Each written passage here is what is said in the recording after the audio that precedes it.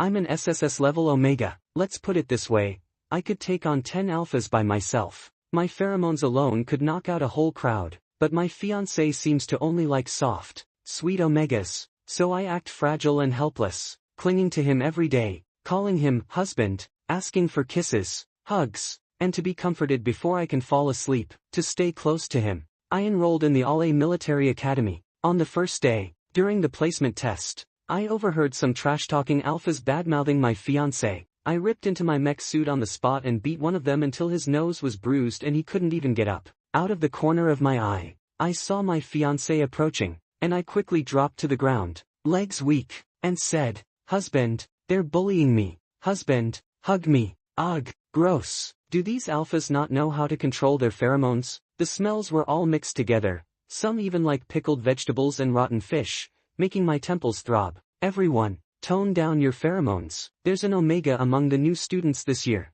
Finally my nose got a break, but my ears got dirtier. They're really taking in Omegas this year? Ha ha ha. They're practically sending one over for us to enjoy. If I ever catch him, I'll. The rest was too vile to hear. It was from the alpha next to me, reeking of rotten fish. I lifted my eyes lazily to glance at him. I am the only Omega here. Noticing my stare, he turned to me with disgust. What are you looking at, weakling? I'm 6 feet 1 inch with long, slender arms and legs, fair-skinned, the top-tier Omega body, trained deliberately to make my fiancé swoon, and he dares say that. I was furious, and it would have serious consequences, but I held back. After all, I'm just a delicate, fragile Omega. I heard George is leading us this year. That's great, he's my idol. Then you must be blind. The rotten fish alpha sneered. You say that again. Say what? George is a deserter. The First Legion was wiped out except for him. He's the highest commander only because he stepped over his teammates' corpses to survive. Someone like him doesn't deserve to teach us.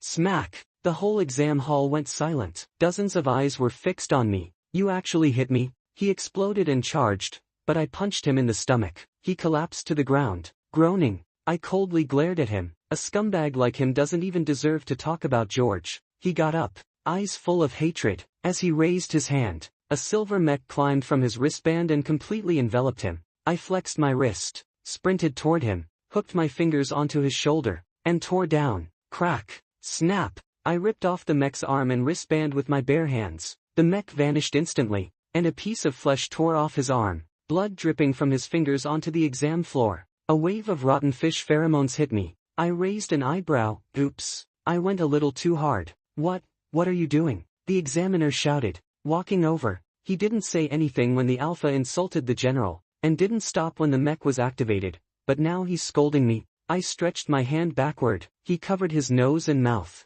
Warning, inducing an alpha's heat as an Omega is a serious crime. Stop immediately. Everyone stared as he backed away, covering his face. According to alpha rules, once an alpha goes into heat, they could kill everyone in the room and mate with an Omega. If that happened, this exam hall would turn into a nightmare. I peeled off my gland. Omega pheromones instantly spilled from the back of my neck, sweeping powerfully through every inch of exam hall 1. The alphas' faces drained of color. They fell to the floor one by one, eyes tightly shut, foaming at the mouth. Pfft, like I care if you go into heat, get poisoned instead. I bent down, grabbed a shattered piece of mech armor from the floor, aimed it at the exam hall's camera, and flicked it. The camera instantly exploded into dust. The alarm shrieked, ear-piercing. Footsteps sounded outside. Beep. The door opened. George entered with his aide. My body reacted faster than my brain. I staggered and was about to fall flat, but landed in a dry, warm embrace. I clutched George's neatly buttoned uniform, blinked,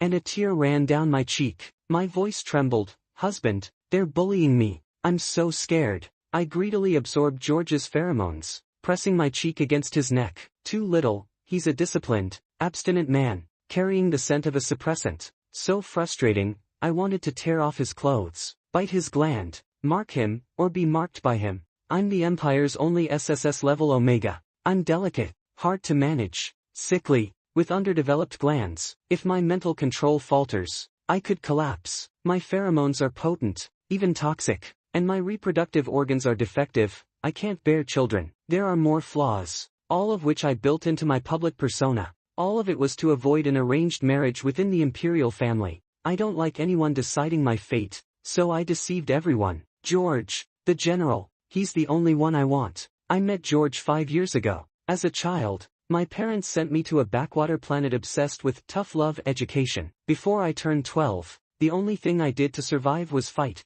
I sparred with mechs, mutants, and wild beasts. In underground fighting rings, I battled desperately, just to stay alive. Fortunately, I had strong mental power and never lost a match. The owner earned a fortune off me, and at least treated me fairly. When I turned 12, I differentiated. I became an Omega. The backwater planet got no sunlight. One day, after a grueling fight, I was ambushed. Those attackers were vicious, clearly trying to kill me. Normally I could handle them, but I had just undergone differentiation. Pain radiated through my body. My veins throbbed, the back of my neck burned, and my legs wouldn't obey. They knocked me to the ground with a punch, kicking up dust. The black dirt clung to my body, the stench following me everywhere. My pale, sensitive skin scraped against the ground. Pain made me shiver. I bit my lip to stop myself from crying out, and I smelled a faint fragrance rising from my neck. I didn't expect to differentiate into an Omega. The attackers were even more excited.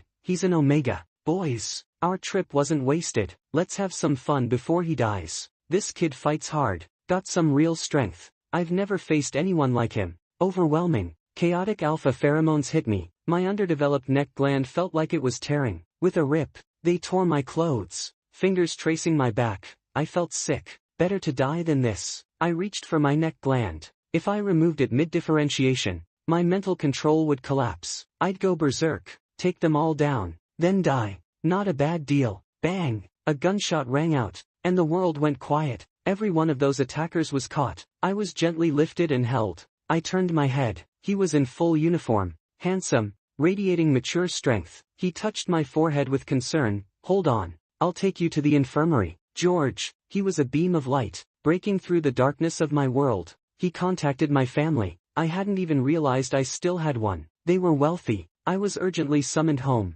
standing in the living room, judged from all sides. My father frowned. How did you become an Omega? Worthless. From then on, I was confined at home, trained from scratch in Omega etiquette and protocol, prepared to marry into a wealthy family or the royal line. No one cared what I'd endured over the past 12 years, only whether I was impressive enough now, whether I could climb the ranks of the elite. I quietly built my own strength. On the day Henry arrived, I happened to be at his side, taking blows meant for him. I ended up hospitalized. My injuries were severe, half of my gland was damaged, and my mental power shattered. My family couldn't offer me to the royal family anymore, so in a show of gratitude, they arranged me as George's fiancé. Perfect. I lifted my head, staring at George's prominent Adam's apple, my voice trembling. Husband, my gland hurts so much. My whole body shivered, cold sweat streaming down, as if enduring unbearable pain. George lifted me into his arms, his voice deep and commanding to his aide.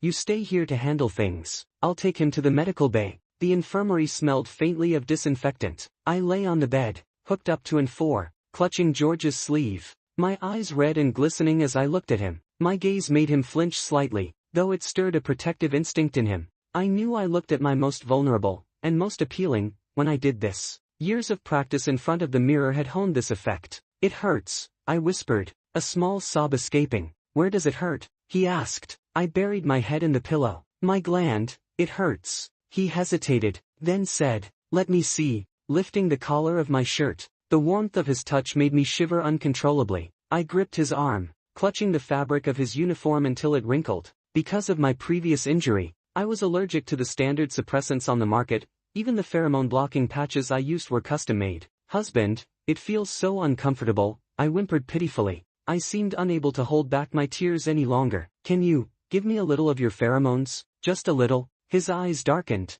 and the air began to hum with alpha pheromones. SSS-level pheromones are almost abstract, impossible to smell directly, but I could feel it, like my gland was soaking in warm water. Every cell in my body seemed to scream with relief. I wanted more. The urge inside me flared uncontrollably, wanting to be fully enveloped by his scent, but I held on tight instead. George, I'm here to deliver the surveillance footage from exam hall 1. Cough, cough, cough. I suddenly coughed violently, grabbing George's hand, curling up in pain, struggling to breathe. The alpha scent intensified instantly, pressing toward me. George helped me sit up, guiding my breathing. Water, cough, cough. I'll get it for you. Lie down. I nodded obediently, but the moment he stepped out, my expression changed. I glared coldly at the person who had brought the footage. He froze, clearly seeing the content of the video, a hint of fear in his eyes. Yet, when he had seen George earlier, his awe had been obvious. You saw it,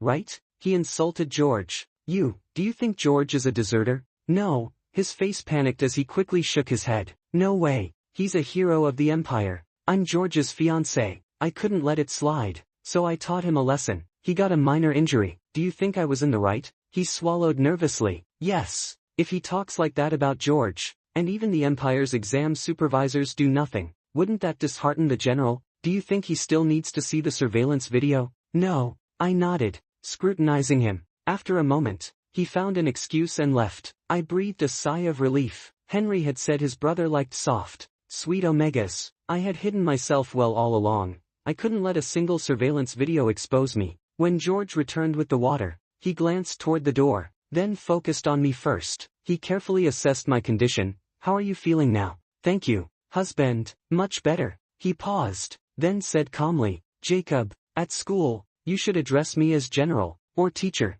Okay, general husband, I said sweetly. George's ears flushed quickly, but his face remained calm. I observed silently. This old man clearly liked this. I wondered what would happen later, if I kept calling him that in private. The thought made my pulse quicken. What happened in the exam hall? George asked. I shook my head. I'm not sure. They started arguing suddenly. The alpha pheromones were everywhere, and I could barely breathe.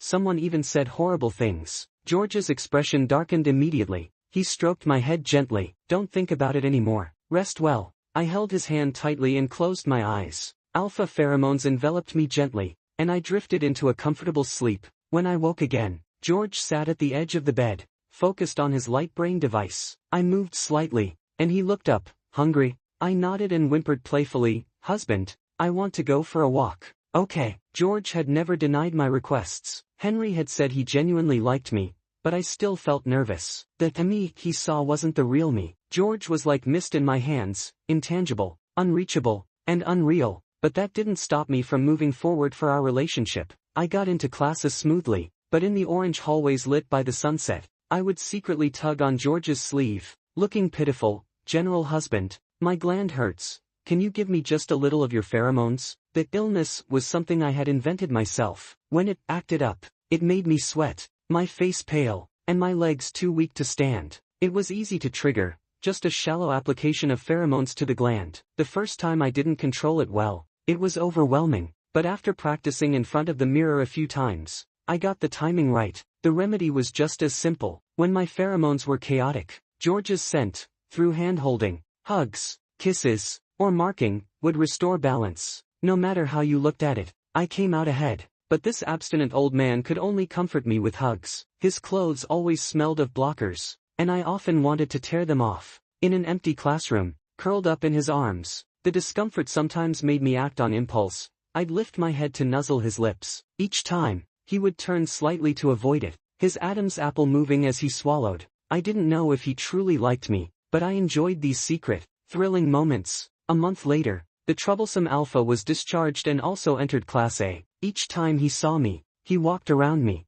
I was so absorbed in my after-class games with George that I barely noticed anyone else. But I hadn't expected him to still want revenge. Truly, overestimating himself. The afternoon I received the challenge letter, I was annoyed. George had left school on business. The old man's pheromones couldn't be faked today, but at least someone came to challenge me. In a narrow alley near the military academy, dozens of alphas surrounded me, leering and mocking. Jacob, don't rely on your toxic pheromones if you've got the guts. I glanced coldly at them. Each one was over 6'4", their presence commanding. Not ordinary alphas, but undercover military personnel. This troublesome alpha came from a capable family, but I hadn't noticed it yet. One by one, fists flew with wind-like speed. Blood splattered on my clothes, the scent triggering my nerves. My eyes reddened, my whole body shivering with exhilaration. In my mind, I praised the chaotic spectacle. It was a wild, violent celebration. When they all collapsed with cries of defeat,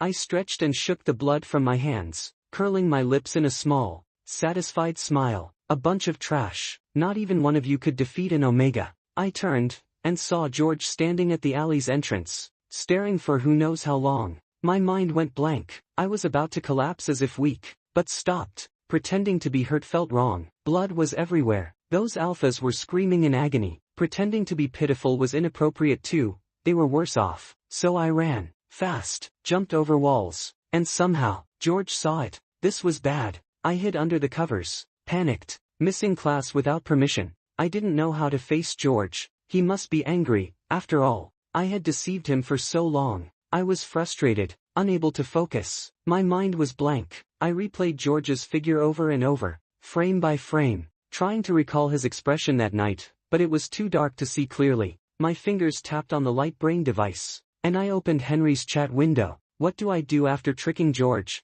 Henry replied quickly, but I stared at his words, disbelief written on my face. How could it be possible? He answered, just give him a kiss. I didn't know what gave him that idea. George barely ever gave a kiss. An old man with no sense of romance. If he didn't care, fine, but I panicked, feeling a flurry of anxious, uncomfortable emotions. I had always kept up the act, yet somehow it had been exposed. George must hate me. It was frustrating. My ideal self and George's ideal type were so far apart. I wasn't soft, cute, or compliant. He had no reason to like me. The light brain chimed. Has the heat cycle started? Record it now. I closed my eyes, feeling defeated. I had planned to trick George during this cycle, but now I was the one in trouble. If I couldn't be marked, he might even cancel our engagement. I opened George's chat window, editing my words, wanting to apologize or explain, but in the end, I sent only, let's break up. It was partly in anger, I admit it.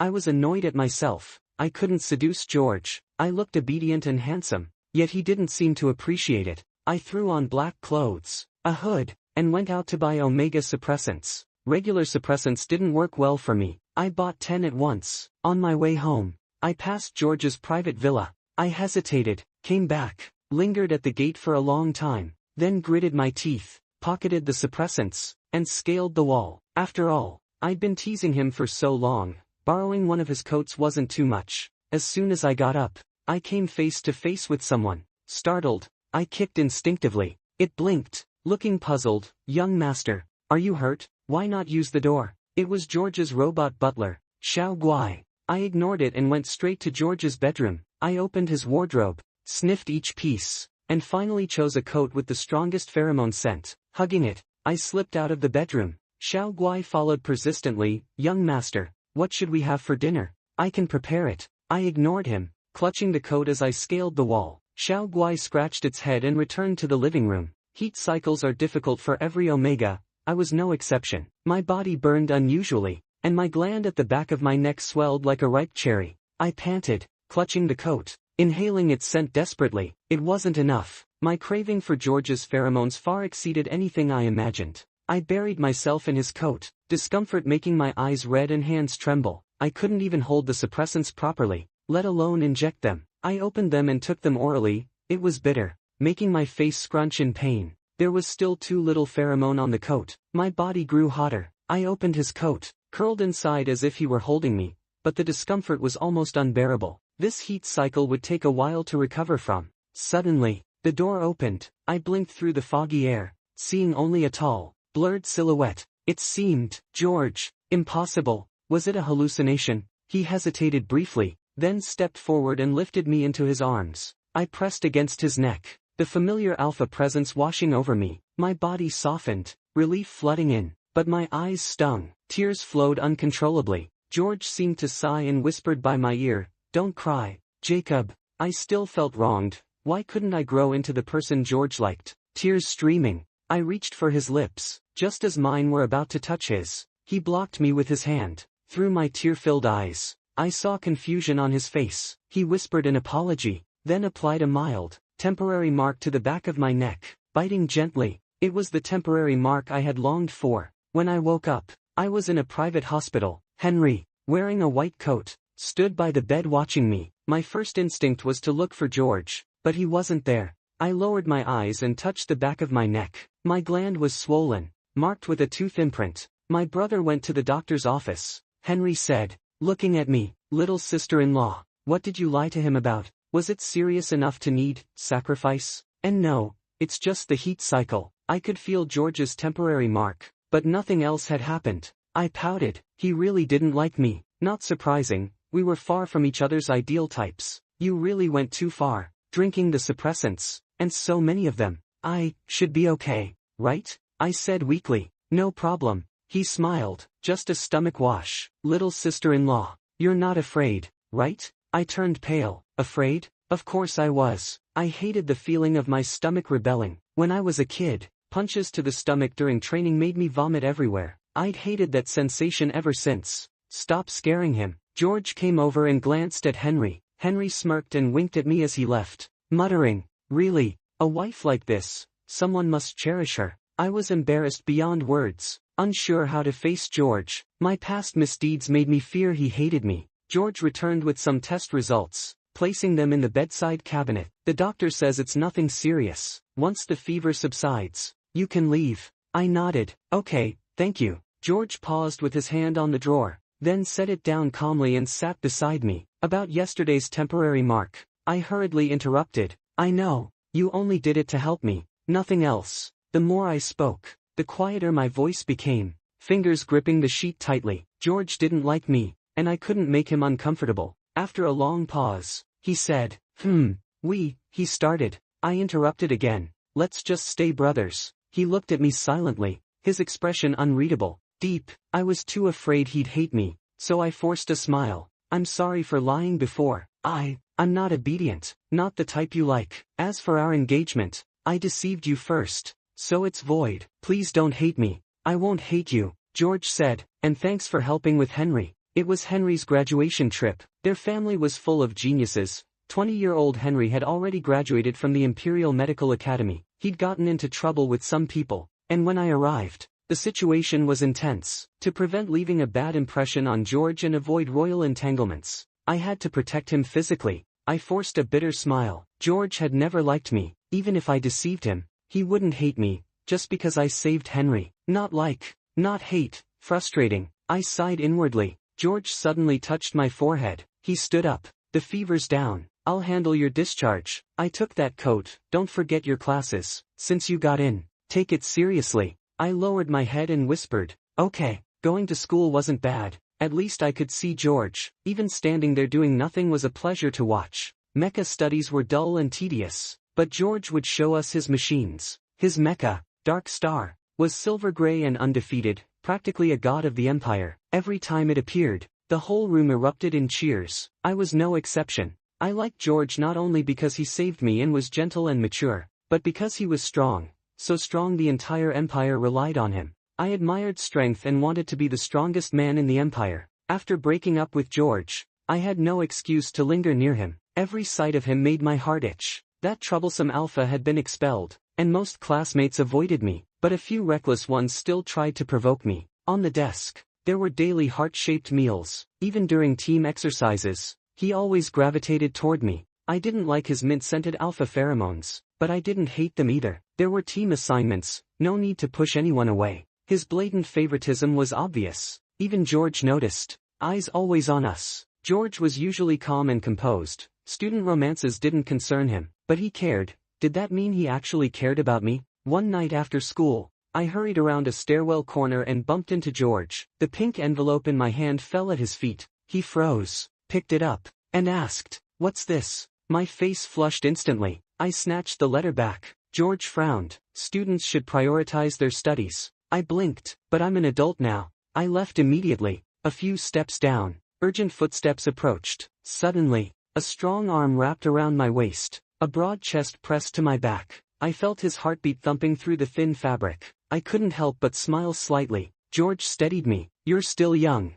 An Omega. Don't be so forward." I looked at him, tiptoed, and kissed his lips. He shivered, eyes dark and intense. His large hands gripped my waist, deepening the kiss. I trembled in his embrace, breathing hard. He sighed beside me, silent for a long time, as if finally accepting the kiss from his student. Once accepted, there was no mental burden. He cupped my chin, held my waist, and lowered his head to kiss me, gentle but commanding. I licked his tongue slightly, his breathing intensified. Panting, I pulled back and looked at him with sparkling eyes. "George, you kissed me, you're responsible, right? You won't regret it." He didn't answer. He held my head, kissed my forehead reverently and tenderly. My hands shook with excitement. A predator letting prey go? That rarely happens. This time, I wasn't letting go, no matter what. 8. Dating my teacher was tense and thrilling. After school, I cornered him in the office, draping my arms over his shoulders and pressing a kiss to his lips. He held my head gently with his fingers. There are people. No one's here. I've checked, I said, capturing his lips again. I wanted him to feel my intensity, but every time, his kiss left me breathless. His kisses were gentle yet commanding, sweeping through every corner of my mouth. I gripped his clothes, legs trembling. We were in the rooftop classroom's medical room, with his Mecca that I'd been admiring for a long time. Kisses and embraces filled those moments. We savored the thrill of our romance. When the old man got jealous, he was terrifying. I'd only spoken briefly to another alpha, and he'd already left a mark on me, making his presence felt from the inside out. I secretly messaged Henry, "Is your brother always like this?" He chuckled, "Don't ask me, ask him." Henry was mischievous as always. That night, George pressed me gently beneath him. He kissed my lips, his heavy breathing in my ear. Voice hoarse, "Jacob, I worry because you're young, and you'd lie about me." His broad hand brushed my gland, sending shivers through me. "You tell me, how do you want me to care for you?"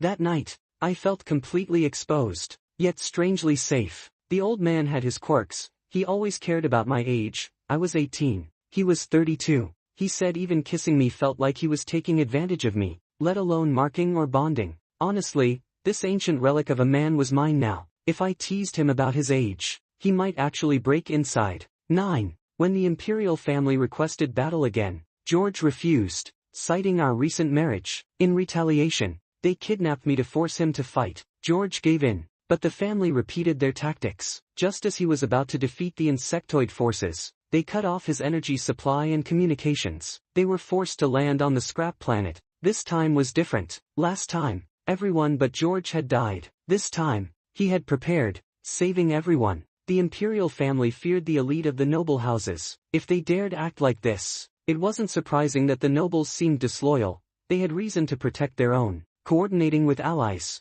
killing a prince for me was effortless. I used pheromones to incapacitate him, striking precisely at his heart. Henry had nearly died in a previous scheme. Another act by the imperial family. They had injected drugs into the king's glands. He had gone mad. When I went to retrieve George on the scrap planet, his eyes red. He pulled me close, and we shared a fierce kiss. Even I, reckless and fearless, blushed in front of everyone. The skies on the scrap planet were always dim, with no light to see, but George himself was radiant. Their battle scattered the insectoids, leaving them unable to recover for 10 years, buying time for internal empire politics. 3 years later, my 1-year-old son became the adopted child of the deranged king, naturally ascending as the empire's new ruler. Omegas had too few rights, so I established new regulations. Omegas forced into heat while under duress meant the responsible alpha could face imprisonment. Alphas releasing pheromones in public in a way that disrupted safety or transport could be detained.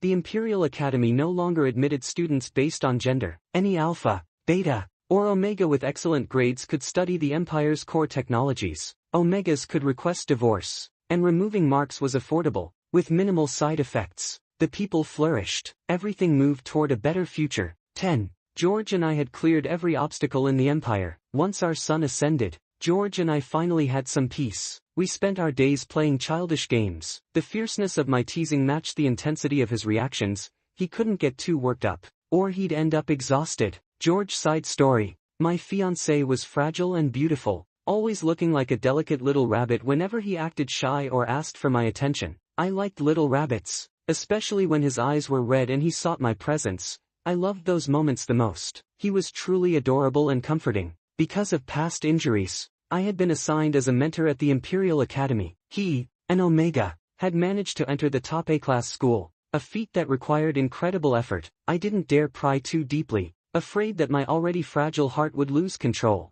Still, I was moved and grateful to him. That period was the darkest time of my life. In a single night, all my comrades had died. Every piece of evidence pointed toward the imperial ruler, our king. I was furious but powerless, only able to follow orders as a mentor. In the gray of my life, he was the only light. He had always been physically weak, his pheromones occasionally unstable, his glands often in pain. I knew it was the aftermath of saving my brother, and I felt especially protective of him. Despite being younger than Henry at the time, He had charged forward with courage I could hardly comprehend. Clearly, he was a timid little rabbit, yet he risked everything. His family insisted he become my fiancé. I wasn't sure if he truly wanted it, but he began calling me husband. My heart stirred, yet I dared not agree. I was 18, unsure if his feelings were fleeting, and I didn't want to hold him back from someone he might truly love. Omegas had almost no rights in the empire, and a marked Omega, temporary or otherwise, had even fewer.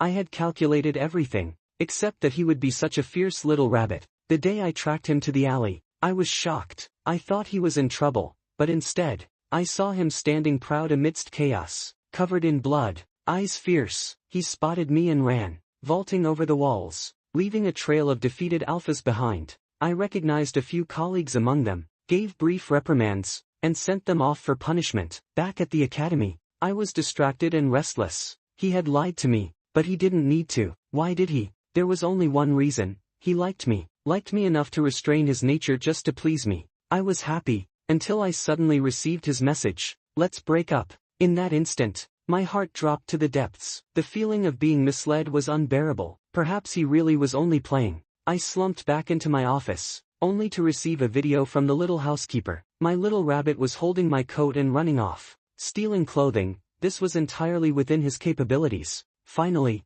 I had a reason to see him. When I opened the door, I could never have imagined the scene. My little rabbit was wrapped in my coat, face flushed, eyes misty, looking at me. I nearly lost control of my breath, my heart trembling. I thought, even if he was only playing, I would accept it. But when he woke, he called me brother and insisted we just be close friends. I respected his wishes, unsure of what to say, simply encouraging him to study well. Yet it seemed he had fallen for someone, and my heart felt tightly squeezed, everything uncomfortable. That night, seeing him like that, I wanted to hide him away just for myself. He bumped into me, his love letter falling to the ground, claiming he was an adult. I became jealous and desperate, chasing after him and pulling him into my arms. He remained soft, just as before, a little rabbit who still belonged to me. In that moment, every cell in my body screamed possession, yet I restrained myself. Then, unexpectedly, he kissed me. It was like fireworks exploding in my mind.